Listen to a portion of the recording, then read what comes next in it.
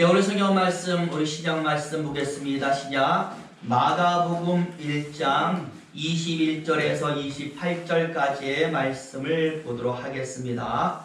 시작 성경 마가복음 1장 21절에서 28절까지의 말씀을 보도록 하겠습니다. 별로 길지 않으니까 우리 한 절씩 돌아가면서 읽어 가도록 합니다. 말씀 하나 내려주시죠. 같이 한번 제가 1절 말씀 읽겠습니다.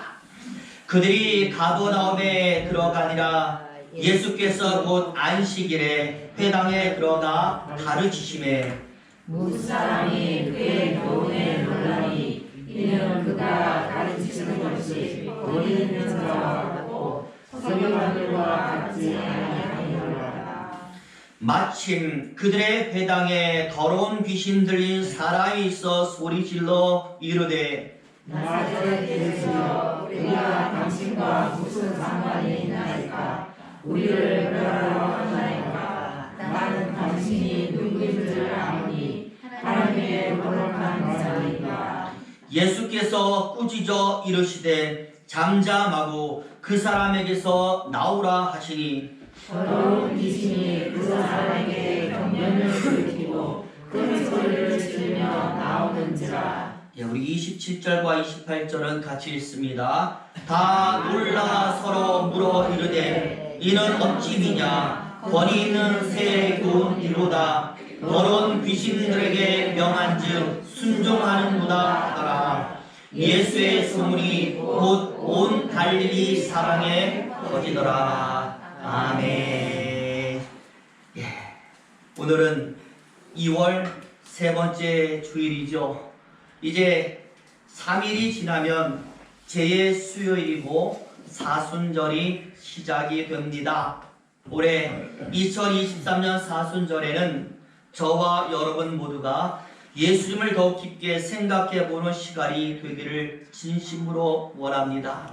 그래서 이 사순절 기간 마가복음을 중심으로 해서 예수님과 관련한 여러 말씀을 집중적으로 살펴보기로 하는데요. 오늘은 그 첫 시간으로 마가복음 1장의 말씀을 우리가 읽어 보았습니다.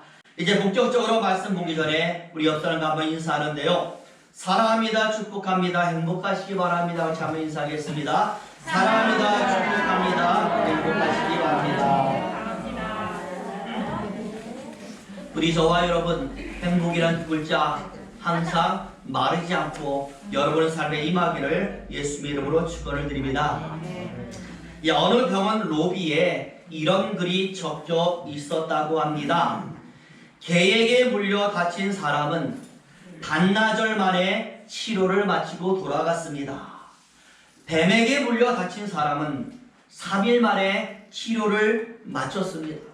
그러나 사람의 말에 다친 사람은 아직도 입원 중입니다. 어떤 의미냐면 말로 인해서 상처받는 사람의 위중함을 경고하는 말이 병원 로비에 써 있었습니다. 질병을 고치는 것만이 중요한 것이 아니라 각 가정에 돌아가서 서로에게 상처받지 않는 것 또한 중요하다는 것을 알려주는 것입니다. 왜냐하면 말이라는 것이 힘이 있기 때문입니다. 사람을 살리는 것도 말이요, 사람을 위로하는 것도 말이고, 격려하고 용기를 주는 것도 말이지만 사람을 죽일 수 있는 것도 바로 말이 되는 것입니다. 그래서 우리는 항상 말을 조심해야 되는데, 부디 저와 여러분, 우리 믿음의 교회 모든 성도님들의 입술에서는 살리는 말만, 위로하는 말만, 서로를 일으키는 복된 말들만이 나타나기를 예수님 이름으로 축원을 드립니다. 오늘 우리가 마가복음의 말씀을 읽었는데요. 여러분 마찬가지입니다. 말과 관련한 권능이 오늘 본문의 말씀 속에 나와 있습니다. 누구의 말이냐라고 할 때 예수님의 입술이 가진 말씀의 권능이 본문 속에 나와 있는 것이죠. 그래서 보시면은요, 마가복음은 세례 요한의 사역으로 시작을 하고, 이 요한에게 세례를 받으신 예수님께서 광야에서 사단의 시험을 이기시고 곧바로 제자들을 찾아다니면서 그 사역을 시작하는 것으로 마가복음 1장의 말씀이 정리되어서 나오고 있습니다. 여러분, 중요한 것은 이 예수님의 사역, 그러니까 사복음서에 나오는 예수님의 사역을 사람들이 정리하기를 4가지로 정리하고 있다라는 거예요. 한번 따라서 해볼 텐데요. 가르치시고, 선포하시고, 치유하시고, 쫓아내셨다. 그러니까 예수님이 이 땅에서 하신 일은 하나님의 말씀을 가르치시는 일을 하셨고, 하나님의 복음을 선포하는 일을 하셨고, 병자들을 찾아다니면서 그들의 질병을 치료해주는 일을 하셨으며, 세상에 있는 귀신의 세력을 쫓아내신 것입니다. 그러다 보니 예수를 통하여 하나님의 나라와 비밀이 세상에 알려지고 하나님의 생각이 무엇인지 사람들이 알기 시작하는 것입니다. 그리고 복음을 통한 구원의 역사 또한 나타나게 되었던 것이죠. 그래서 여러분, 우리가 구원받은 것 아니겠습니까? 주 예수의 복음이 있기 때문에 우리가 구원이란 두 글자를 우리 삶에 가지게 된 겁니다. 그리고 수많은 병자가 그 병을 고침받고 자유함을 누렸으며 귀신의 세력들이 성도들에게부터 도망을 가는 것입니다. 오늘 우리가 읽은 본문, 바로 이 본문 속에 예수님의 모든 사역이 하나의 사건 속에서 한꺼번에 다 나오고 있는 것을 우리는 볼 수가 있습니다. 그래서 오늘 본문 말씀을 제가 자세히 말씀드리면, 예수님이 회당에서 사람들을 가르치시는데 그 안에 누가 있었느냐? 귀신 들린 남자가 하나 섞여 있었다라는 거예요. 예수님은 그 남자 안에 있는 귀신의 정체를 꿰뚫어 보셨고 그 귀신을 그 자리에서 쫓아내셨습니다. 그러니까 예수를 통하여 지금 복음이 가르쳐졌고 선포됐고 귀신이 쫓겨났으며 이 남자는 치유가 되어서 자유함을 얻게 된 겁니다. 예수님의 가르치시는 사역에 나와 있고, 복음을 전파하는 사역에 나와 있고, 치유하시는 사역에 나와 있고, 쫓아내시는 사역이 다 나와 있는 것이죠. 저와 여러분, 우리도 마찬가지 아니겠습니까? 우리는 예수님을 통하여 하나님의 나라의 비밀을 알았습니다. 하나님을 알았습니다. 그래서 구원을 얻었습니다. 그렇기 때문에 질병은 물론 모든 악의 세력들이 이제 우리 곁에서 떠나게 될 줄로 믿습니다. 아직 아니라고 여러분 정말 마음을 슬프게 잡지 마시길 바라요. 언젠가는 물러갑니다. 하나님의 말씀을 통하여 우리 삶의 악의 잔재는 다 사라지게 되는 겁니다. 이게 바로 예수님의 권능이 되는 것이고, 그렇기 때문에 성경은 예수 안에만 있으면 우리에게 다가오는 유익이 너무나 많다라고 우리에게 알려주는 것입니다. 여러분, 오늘 본문에는요 중요한 여러 가지 단어가 딱 나와 있는데, 그 단어를 통해서 오늘 본문이 우리에게 주는 교훈이 상당히 많이 있어요. 제가 그 단어들을 소개시켜 드리면, 제일 먼저 21절에 회당이라는 단어가 나오고, 22절과 27절에는 놀랐다라는 단어가 나오고, 24절에는 알았다라는 단어가 나오며, 마지막으로 27절에 순종이라는 단어가 나오고 있습니다. 바로 이 회당과 놀랐다, 알았다, 순종이란 4가지 단어가 오늘 본문을 한마디로 정리를 해주는 거예요. 그래서 하나씩 살펴보니까, 먼저 여러분 21절에 예수님께서 가버나움이라는 동네로 제자들과 함께 가셨는데, 그곳에 무엇이 있습니까? 회당이 하나가 있었습니다. 회당은요, 유대인 성인 남자 10명만 있으면 얼마든지 허락을 받아서 운영할 수 있는 예배 장소라고 성경에 나와 있어요. 당시에는요 성전이 하나밖에 없잖아요. 예루살렘에 있는 예루살렘 성전 하나밖에 없기 때문에 매주 안식일마다 모든 이스라엘 백성들이 다 예루살렘에 올라와서 그 성전 안에서 하나님을 예배할 수는 없었던 겁니다. 그래서 지역마다 예루살렘 성전을 찾을 수 없는 사람들이 모여서 예배를 드릴 수 있는 예배 장소가 필요했는데 회당이 바로 그 역할을 한 것입니다. 그러니까 오늘날 교회와 똑같은 곳이 회당이 되는 거예요. 중요한 것은 이 회당 안에, 이 교회 안에 누가 있는가라는 것이 중요한데, 오늘 본문을 보니까 말씀을 듣기를 원하는 사람이 모여 있었다라고 말하고 있고, 하나님께 기도하고자 하는 사람들이 모여서 기도했다라고 말하고 있고, 예배하고 하나님을 만나고자 하는 사람들이 그 안에 가득했다라고 말씀을 합니다. 그러나 이들만이 있었던 것이 아니라 귀신도 거기에 숨어 있었다라고 말씀을 하는 것입니다. 우리 한번 23절 말씀을 찾아 있습니다. 23절 보여주시죠. 같이 한번 있습니다. 시작. 마침 그들의 회당에 더러운 귀신 들린 사람이 있어 소리질러 이르되, 교회 안에 무엇이 있습니까? 귀신이 있었어요. 여러분, 여기 귀신은 타락한 천사의 무리라고 성경이 말합니다. 성경에서 그 대장은 사단이며 마귀라고 얘기하고 있고 그 졸개들을 귀신이다라고 정의하고 있는데, 그들이 사람 안에 들어가서 그 사람의 행동과 생각 모든 것을 주관했다라고 이야기를 하는 겁니다. 그런데 그 주관하기를 그 사람을 통하여 교회 안에서도 장난을 쳤다라는 겁니다. 결국 오늘 우리 교회 하나도 이런 무리들이 들어와서 충분히 장난치고 회방을 할 수 있다라는 것 말씀을 하는 것이고, 그렇기 때문에 성도는 항상 조심해야 된다라고 말씀을 하는. 그런데요, 여러분, 참 다행스러운 것이 이런 귀신들이 회당 안에 들어왔지만 예수님이 전하는 말씀을 듣고 괴로워서 소리치고 도망을 갔다라는 겁니다. 사람의 몸속에 숨어 있었지만 숨겨지지 못했고 드러났고 말씀에 쫓겨났습니다.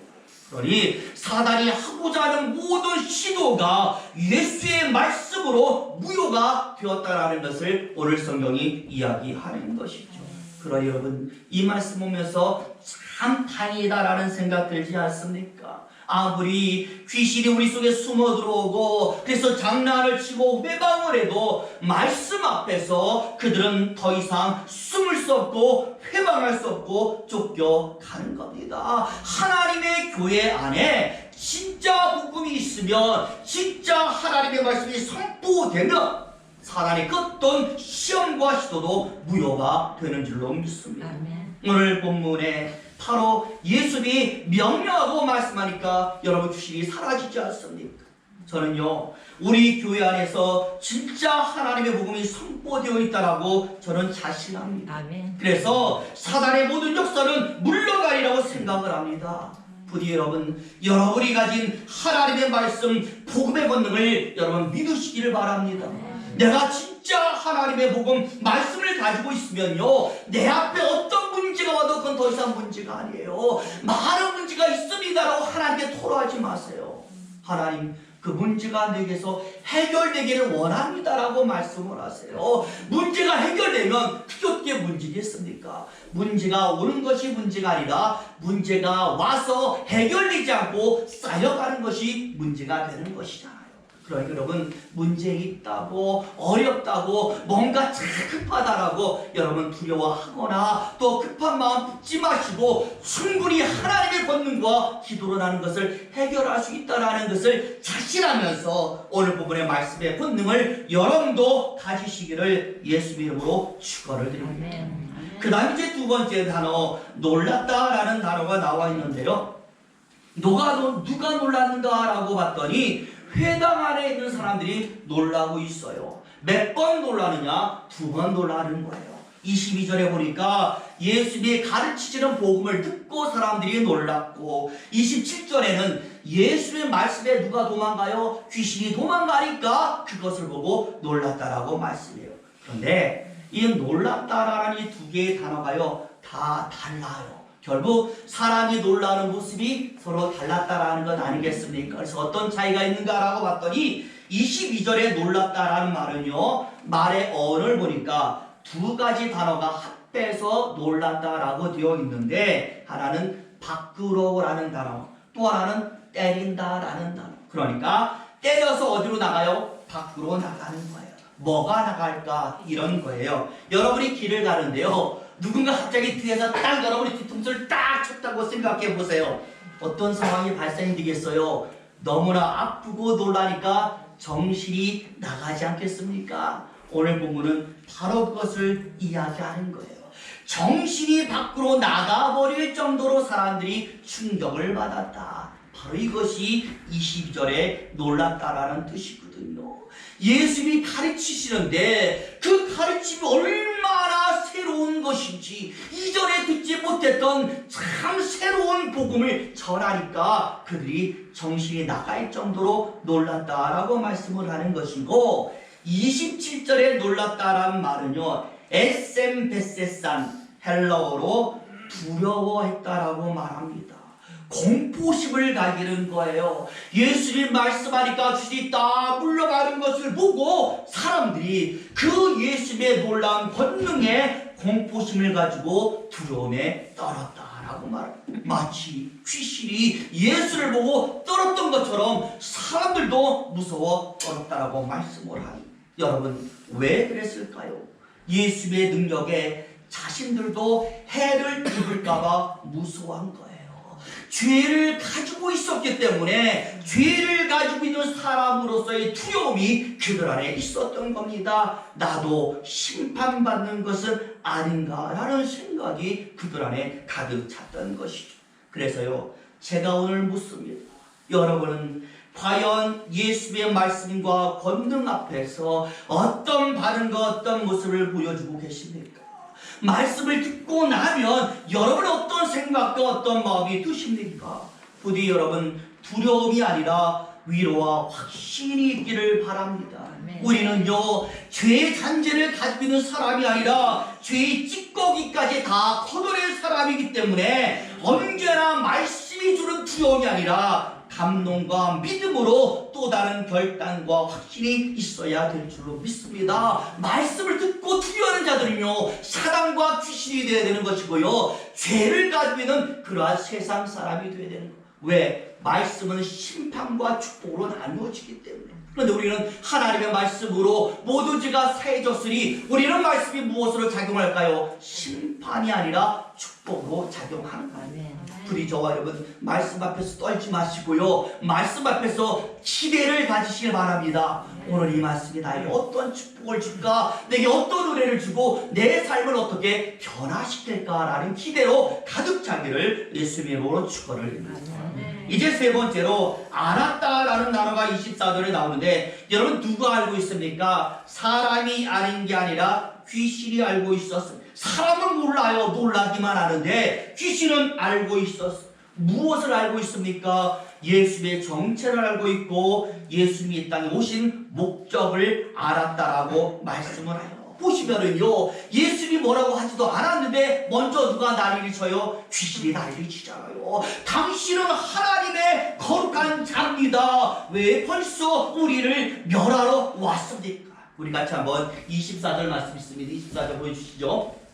같이 있습니다. 시작. 나사렛 예수여, 우리가 당신과 무슨 상관이 있나이까? 우리를 멸하러 왔나이까? 나는 당신이 누구인지를 아노니 하나님의 거룩한 자니이다.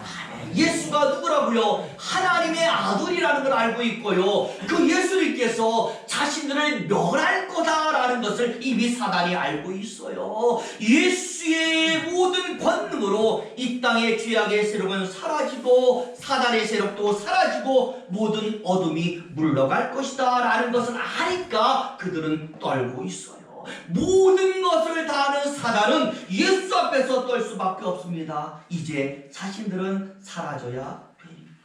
마찬가지로 저와 여러분도 다 알지 않습니까?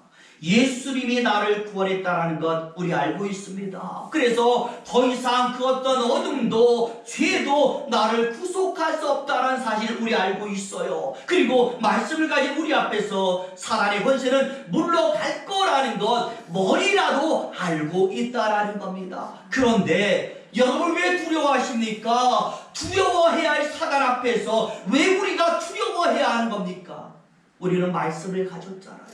여러분 안에 예수가 있잖아요. 사단이 나를 보면 내가 보이는 게 아니라 예수님이 보일 텐데 왜 여러분이 두려워하십니까? 여러분 백이란 말 알잖아요. 제가 고등학교 중학교 다닐 때 이게 학교에서 백이 엄청 중요하다고 알았어요. 정말 힘이 없어도 힘 있는 아이가 내 친구면 걔 때문에 나는 편안하게 있는 거예요. 근데 우리도 백이 있잖아요. 누가 있습니까? 예수라는 든든한 백이 있는데 사단이 앞에 있다고 우리가 두려워하면 예수님은 더 이상 우리 앞에서 뭐가 아닌 게 되는 것이죠. 부디 예수님을 아무것도 아닌 존재로 만드는 것은 다른 게 아니라 나라는 것을 여러분 기억하시면서 부디 여러분 경막은 우리가 아니라 사단이 가야 한다는 사실, 두려움은 우리가 아니라 사단이 가져야 된다는 사실을 반드시 기억하시길 바랍니다. 뭔가 이상한 게 보이면 그 자리에서 예수 이름을 쫓아내서요 물러가는 겁니다. 이름이 있는데 뭐가 여러분 두렵습니까? 부디 담대하시고 강한 용사로 삶을 여러분 이제는 나타내시기를 예수님 이름으로 축원을 드립니다. 이제 마지막으로 순종이라는 단어가 나와 있는데요. 누가 순종하는가라고 할 때 여러분 누가 순종해요? 귀신이 순종하고 있었어요. 저는요 이 단어를 보면서 상당히 안타까움을 느꼈습니다. 지금 예수님은요 말씀을 귀신에게 전한 게 아니에요. 귀신을 불러다가 가르치고 복음을 전하고 그들을 교화시킨 게 아닙니다. 사람들이 있기 때문에 그 사람들 앞에서 그 사람들이 좀 변하라고 하나님 백성되라고 하나님의 말씀을 가르치신 거예요. 그러니 누가 말씀을 받았습니까? 사람들이 말씀을 받은 거예요. 사람들이 말씀을 듣는 거예요. 그런데 그 말씀 앞에서 누가 순종하느냐? 들은 사람이 순종하는 게 아니라, 가진 사람이 순종하는 게 아니라 귀신이 순종하고 있었다라는 거. 오히려 사람들은요 나중에 나오지만 말씀 듣고도 누구를 예수님을 십자가에 못 박지 않습니다. 저와 여러분 순종은요 말씀을 가지고 말씀을 들은 저와 여러분 우리가 하는 것입니다. 어떤 목사님이요 이런 이야기를 하는 것을 제가 들었어요. 신앙은 콩나물입니다. 어떤 의미냐면요 여러분 콩나물 키워보셨잖아요. 콩나물 씨를 딱 심은 다음에 캄캄하게 보자기를 씌워놓고 물을 주면 그 안에서 콩나물 씨가 싹을 틔고 자라게 되는 거예요.